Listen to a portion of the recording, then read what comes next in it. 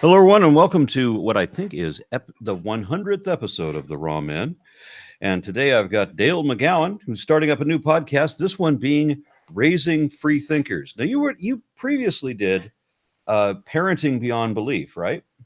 Well, the book was Parenting Beyond Belief, and I also had a book called Raising Freethinkers. But there's another web show that I'm involved in called Parenting Beyond Belief. So it's all very confusing. Okay, well, the reason I thought you might be going to Raising Freethinkers is because you've been doing this for quite a long time. I think we've been in the same circles for about 10 years or so. So I was thinking Parenting Beyond Belief.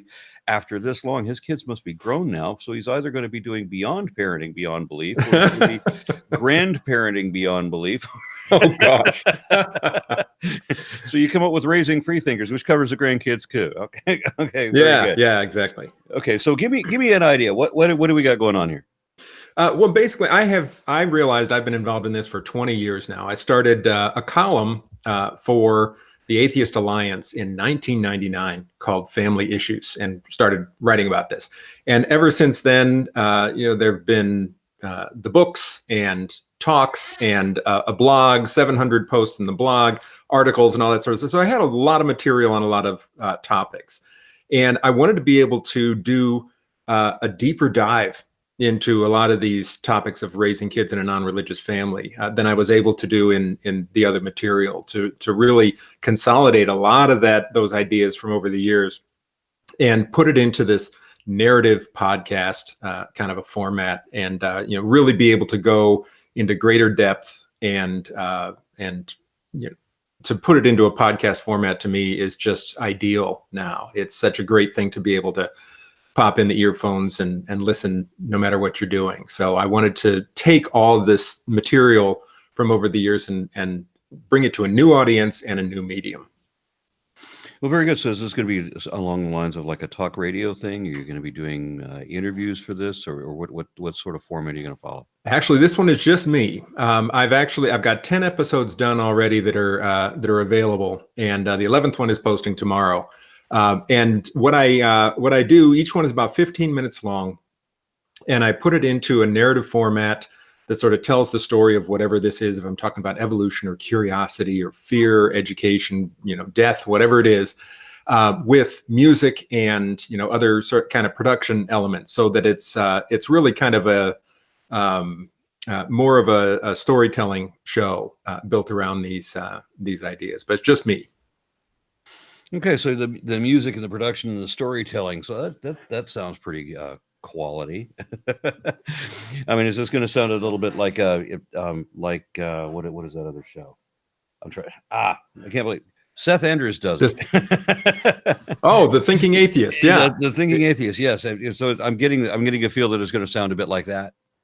A little bit of Thinking Atheist, a little bit of This American Life. It's that kind of a podcast. Okay, if I could impose it, I don't know if anybody can hear. I've got a parrot behind me who's decided that a podcast time would be a good time to start yelling for me. I think he wants me to go change his food or something, but it's not the time. Can you give me an idea to like take from the past few episodes that you've done? Like, give me a topic, if you would. I mean, something that you have talked about, and just give me like maybe a 1-minute version of what that sounds like. Sure, absolutely. Well, I just finished a 4-episode series on curiosity, and the way I lay out some of these series, it starts off by talking about cultural messages around curiosity. I get a few quotes from Joyce Meyer, the televangelist who teaches kids to be afraid of their thoughts, and I talk about how we need to embrace exactly the opposite approach. And I give some stories from my family, that sort of background. That's the first episode. Then I do the deep dive. We get into the some of the legends and myths around curiosity. There's just an absolute ton of it that shows kind of some of those cultural messages that fear curiosity, and specifically fear curious women. This is one of the interesting things in mythology and legend, is you have the woman who is curious, like Pandora or Eve, and pursues that curiosity and destroys the world, messes everything up for everybody. So I talk about the fact that our kids are getting those cultural messages, and we need to figure out how to combat those messages and tell our kids that it is not only okay to be curious, but it's the solution. Curiosity is what really drives it. The next episode was about science and the role that curiosity plays in science. I tell one particular story of Guillaume Legentil, who some people may know from Bill Bryson's book, A Short History of Nearly Everything, and this fantastic experiment that went on in the 18th century that I'll let people find out about when they listen to the episode or read the book.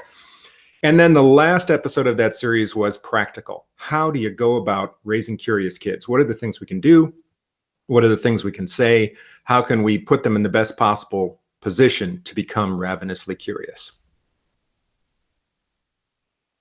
It's interesting that you mentioned that one the thing that's the opposite of the message that we're getting from religion, because everything we get from religion, so far as I can see, is pretty much the opposite message. Not just on curiosity, but on quite a lot of other things. I mean, we don't value critical thinking. We don't value. We don't have esteem for intellect or academics, or for the value of having something that is verifiably true. You know, like peer review and so forth. They want the religious perspective seems to want to do the exact opposite on everything, including promoting bias. And you know, like when we did a testimony to the Texas State Board of Education for, you know, obvious reasons, and they didn't understand that bias was a problem. That, you know, we had to point out that, you know, the problem with the history books, for example, is that they are biased, and the Board of Education is saying, so what's wrong with that? Yeah, and I remember my wife having to explain what's wrong with that. yeah, with objection, because I mean that the whole purpose for them being on the board is to promote bias. So they were alarmed at this. And I mean, I did a video for an evangelical mega church preacher here in Texas yesterday, who said that religion is, and he's doing this in praise of his own position. He says that religion is more faith than fact. yeah. And I've seen a number of admissions that, you know, it's just whatever it takes to get you to believe, then you believe, and there's the victory. Right. So what the hell is that? We have so many messages from religion that we have to directly counter, because everything they want to teach is exactly opposite of what I think we should be valuing and what we should be teaching our kids. Yeah, that's interesting. And and you're right. You have to take a moment and figure out who your audience is, because with certain audiences, you actually have to start that basic. You have to actually start with the fact that confirmation bias is a problem. With other audiences, like this podcast is pitched to non-religious parents, and a lot of those assumptions we can make from the beginning. You know, I use some illustrations from religion and all that, but for the most part, I don't have to spin my wheels for too long convincing them that confirmation bias is a problem. We're on board. Evolution, you know, I don't have to, I'm heading into an evolution series right now. I don't have to spend a lot of time convincing this audience that it's worth talking to kids about evolution, that this is something that's worth teaching. So it is nice to know who your audience is and which dragons you need to slay first. And since this is you know, the dragon in this case is in my favorite piece, Sherry, what value do you focus on in teaching evolution? See, the one that I look at is, I mean, I want people to understand. I want kids to understand the how population genetics happens. If they can understand that genetic drift works, however simply I can phrase that, well, then they have a better grasp of how the whole thing works. Oh, absolutely. Yeah. What would your approach to that be? What I try to do from the beginning is, first of all, I link it into curiosity, which is one of the reasons that it follows that series.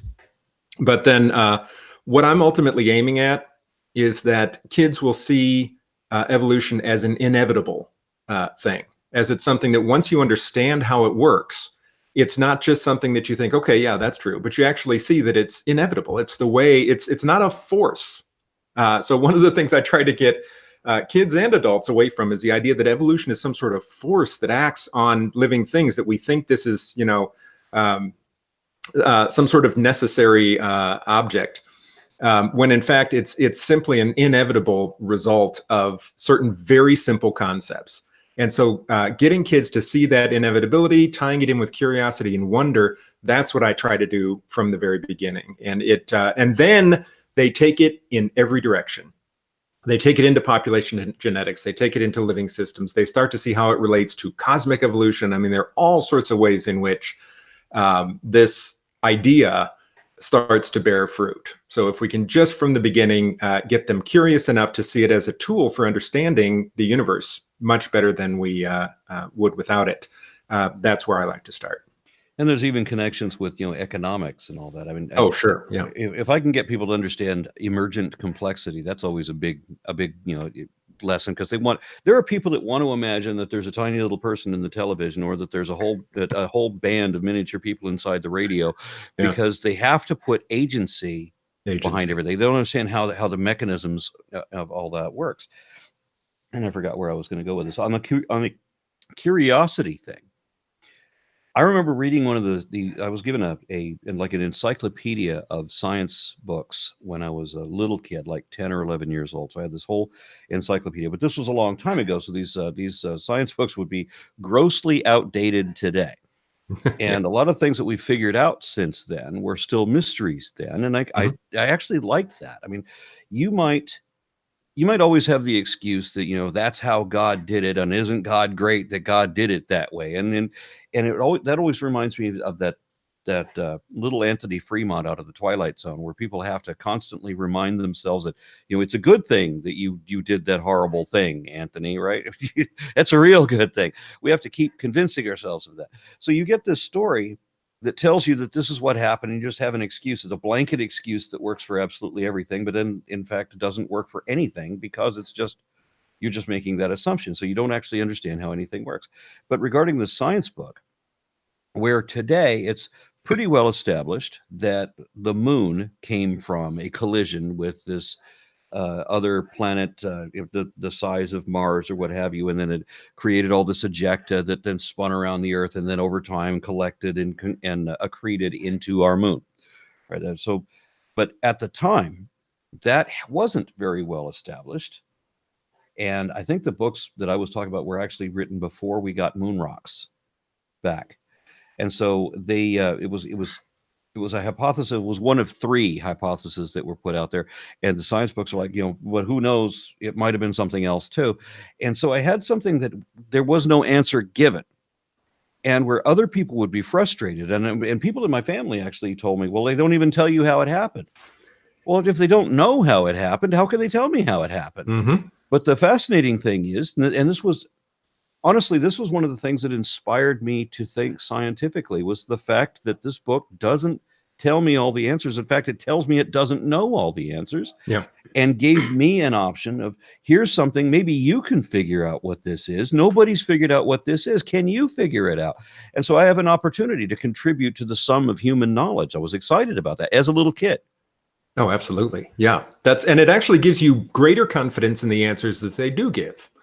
If they're actually willing to say the things that they don't know yet, you can say, okay, well, then you must have greater confidence in these other things, and you can explain it. You can lay out how you arrived at it. It's really a very different type of approach to knowledge from the religious approach. I was an evolutionary anthropology major in college, and one of the things that was talked about is I remember at one point we were talking about the evolutionary advantage of fear, the way that fear and pain, all these various things are actually helpful to us adaptively. And at one point there was a discussion of the how frightening it would be to say, I don't know, when you're in a Paleolithic environment and there are all these risks around you. There are all these glorious ways to die. And you don't know, what causes a person to die. How do you keep living? I don't know. That feels very vulnerable, and it feels better to say, well, this beast, this agent, this God, whatever it is doing this thing to me, or this God is able to protect me, to actually be able to incarnate these things and give an answer, even if it's, pulled off the top of your head, feels safer. And that's what the religious, so much of religious life is about, making you feel safe. It's about, giving you, it's frightening to be a person, I mean, there is existential fear that's real. And there are two different ways to approach that. You can either clothe yourself in these stories, or you can try to find out what the hell is actually going on in the world and have confidence in the things you know, because you're able to say, I don't know about the things you don't know. But it really is mind-blowing to people who haven't been introduced to that world. Let me ask you about fear, since we're talking about children. I mean, I've seen from the media that strongly religious people tend to fixate on more often than not. It always seems to be talking about like the end of the world, and always worrisome. It's always talking about prophecies. It's always trying to be scary. It's always talking about how things are getting worse and worse, even when, as Stephen Pinker puts, we're actually getting better and better at a number of different things. Yeah. And the things that are getting worse are the things that they're denying is even happening, which I think is really scary. But it's unrealistic perspective that seems to be entirely fear-based. I don't see non-believers as being anywhere near as afraid of like everything as strongly religious people are. Is this something that only I'm seeing or imagining perhaps, or are you picking up the same thing? Oh, no, absolutely. And I think one of the places you can see that most clearly is when people transition out of religion. One of the most common expressions at the time is relief from fear. They actually feel less afraid, which is interesting when it seems to a religious person in many cases that couldn't possibly be true. When you remove the divine protector, how could somebody feel less afraid? Well, the fact is you've also removed hell. You've removed, all these other ideas of a world that's trying to kill you in this cosmic battle between good and evil. That transition and the fact that people testify to, that sounds religious, but that they're able to say that, I think is a really good illustration of that. The people that I know who are non-religious do tend to be much less afraid than people who are religious. They are also less afraid of challenges to their worldview. When you challenge the worldview of a non-religious person, there are a range of responses, but it tends to be less retreating and fearful than challenging the worldview of a religious person. I think that worldview is what they see as their only defense, the only protection they have between themselves and annihilation. And we don't have that fear. We know that it's a dangerous world out there, that we are mortal, that we are vulnerable, but we also know that one of our best protections is science and knowledge. That's the best way, is to actually figure the world out and see how we can live most comfortably and well in that world, instead of saying the world is unadulteratedly evil and protected only by the shield of good from the divine side. It's just an entirely different way of approaching life itself. I've had to explain to so many different people when we get into either, I don't want to say debates, that's not the right word, but when we get into these discussions, most people I think call it debate. We're just arguing back and forth. Mm-hmm. And they take the position that you're not going to change my mind and I'm not going to change yours. Well, if you were right, you actually could change my mind. You've decided that you're not going to change your mind even if you're wrong, and people have often admitted that. That's the thing that I find really amazing about religion. How many times people have admitted that what they believe, that they already know that what they believe is not true, but that they're going to believe it anyway. That's a mystifying thing to me, but I've gotten that admission numerous times.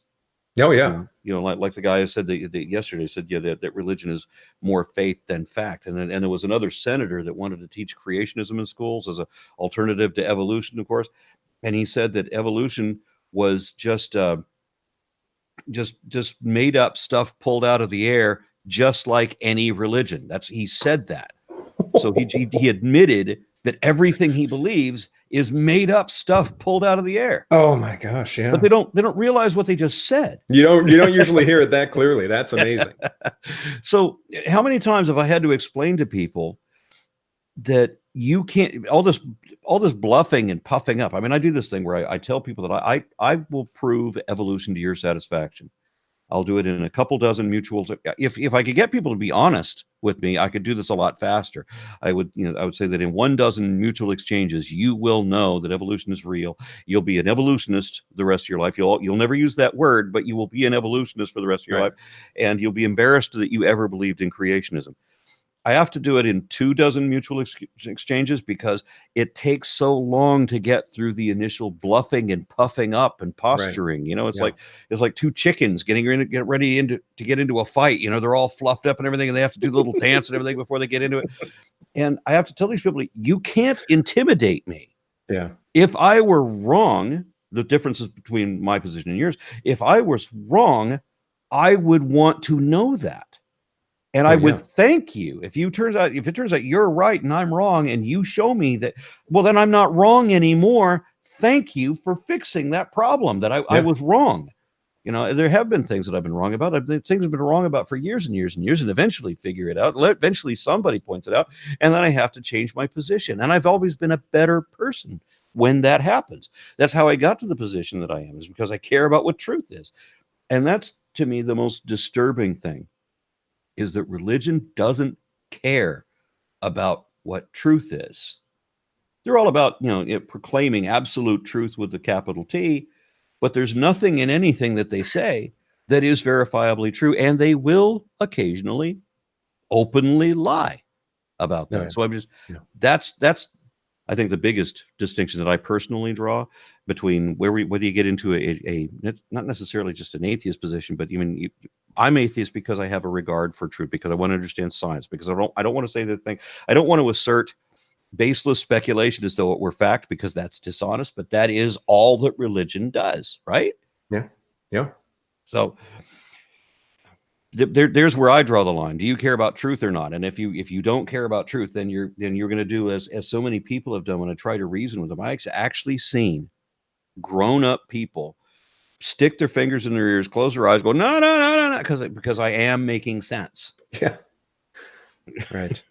And I saw somebody, he deleted this whole discussion that he had. He deleted an entire panel that he himself had published because he gets into it with me, and he admitted to somebody else online. And I got to see the post where he says he had to delete it because I was making sense. Oh, gosh. Yeah, I can't have that.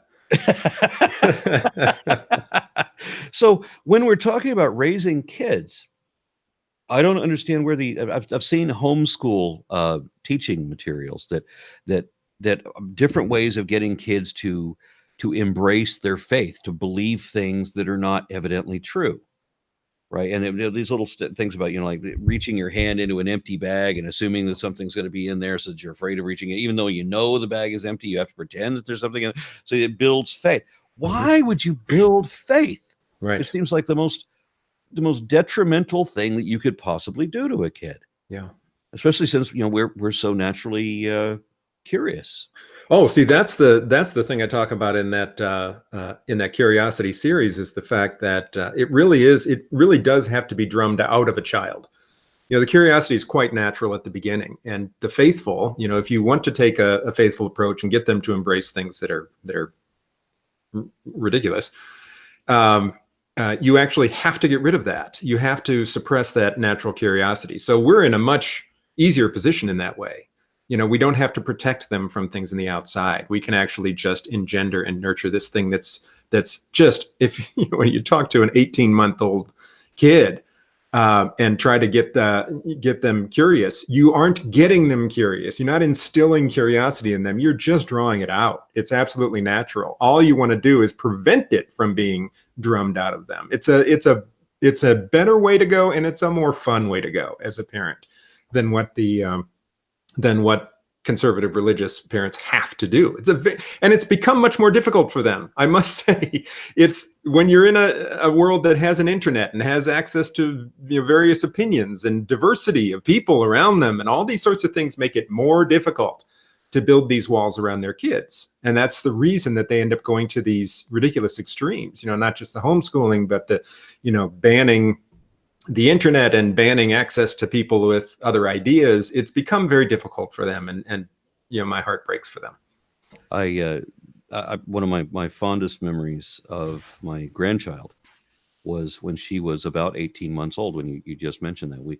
And she's in this high chair in Chinese restaurant, and she sees that some of the family, because some of my family has Vietnamese ancestry, so some of us are eating with chopsticks, and you can see and my grandchild is trying. I was watching her put one stick in her hand and watches how everybody, and she's intently watching how everybody's holding to try to put the other 18 months old, examining how these people are holding these sticks to make this work. And I was looking at that girl going, you are a genius. Yeah. If you're thinking like this already, and Already. yeah, that anyway, it just seems, I don't know if criminal or immoral or maybe those words are too strong. I don't know. It just seems wrong to try to rob children of that investigative desire. Oh, absolutely. Yeah. All right, so I'm going to give you another minute to. You can either take over the show and rant for a while if you want, but otherwise, I'll give you a moment to just pitch what you're doing, and if you're comfortable, we'll close it up. Well, I would just say that my plan is to run with this for as long as I possibly can.